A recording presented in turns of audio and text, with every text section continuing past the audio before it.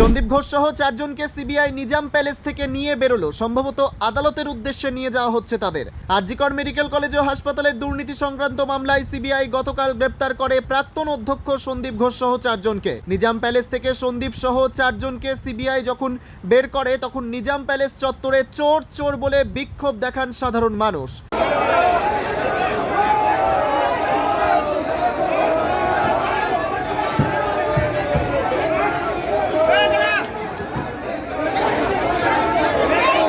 সিবিআইয়ের গাড়ি ঘিরে বিক্ষোভ চলে। কেন্দ্রীয় বাহিনীর জওয়ানরা ঠেলে ভিড় সরায়।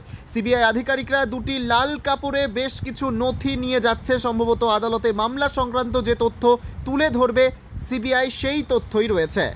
সন্দীপ ঘোষকে ইতিমধ্যে বার করা হচ্ছে। সন্দীপ বাবু কি বলবেন? কি বলবেন সন্দীপ বাবু? কি বলবেন?